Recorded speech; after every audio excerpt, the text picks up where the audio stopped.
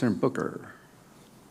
Mr. Chairman, thank you very much. I'm finding myself repeating a theme from earlier in this last few weeks, which is I just don't understand why we as a committee are focusing on things that further deepen the jangling discords of partisan posturing in America.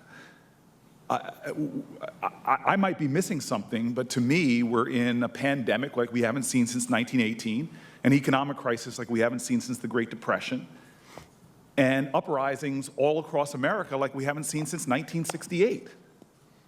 And yet I've been down here for a month or so. The first hearing in this committee we held for a judicial seat that's not open till September. And now we're doing something that is affirming discord in this country at a time that the hurting in America right now, that we could actually answer that by having a committee hearing on the issues that speak to the heart of our country right now. I talk to people on both sides of the aisle, not just in my state, but on this committee, in this Congress, about what we could be doing together to deal with the issues that are related to the savage murder of George Floyd. And there's goodwill, I tell you, that we could demonstrate right now.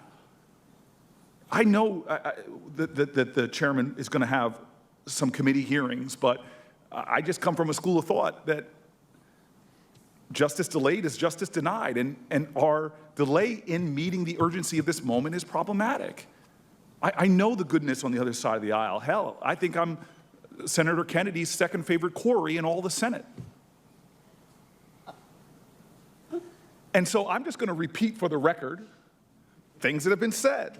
First, the Justice Department Inspector General has found unequivocally that the FBI's investigation into the links between the Trump campaign and Russia had a legitimate basis, those are the words, and was not motivated by political bias. That is the Inspector General's words. Second, Special Counsel Mueller, appointed and overseen by Mr. Rosenstein, identified, quote, numerous links between the Russian government and the Trump campaign, and found that the Trump campaign, quote, expected it would benefit electorally from Russian interference. I quote the President of the United States, Russia, if you are listening.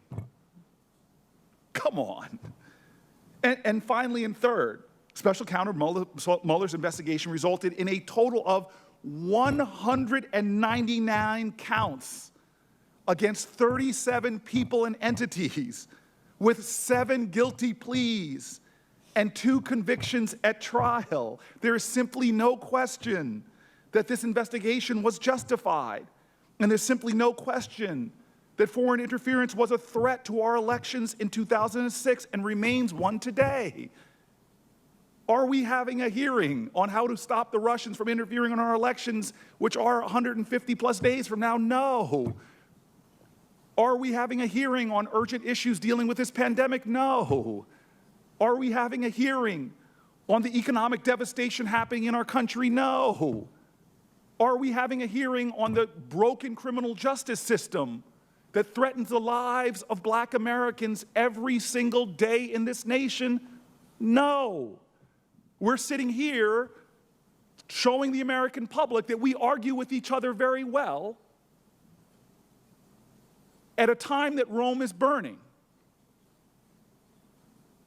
And so I'm shifting gears because I'm excited to have you here. You're familiar with the crisis going on in this country. Did you watch the 8 minutes and 46 seconds of the murder of George Floyd? Did you watch that? I watched, I'm not sure I watched the entire 8 minutes and 46 seconds, but I watched it, yes. Do you know about the Obama administration's task force on 21st century task force on policing?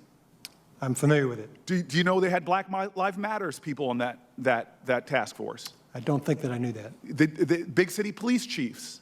Yes. So the question, I'm looking at my time is up right now, but the one question I have, and I'm going to submit the rest of mine for the record, is that in September 2007, Attorney General and those recommendations of that task force, bipartisan task force, police officers, Black Lives, incredible task force, have not been implemented. I wish we could go into that further, but Attorney General Sessions shut down a Justice Department program that enabled the Office of Community-Oriented Policing Services, called the COPS program, shut it down, that office's work collaboratively.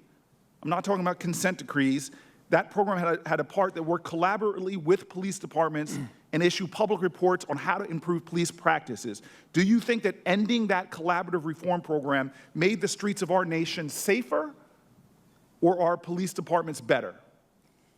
Senator, I don't mean to quibble with you. I don't recall that we ended collaborative reform. I didn't say ended collaborative reform. I said specifically within the COPS program, there was an effort going on specifically under the COPS program that was ended. Do you not remember that? I'm happy to review it, Senator. I don't have a specific record. So I will submit my questions for the record. I'm grateful for having the 6 minutes that have been allocated to me. Thank you very much. Thank you very much.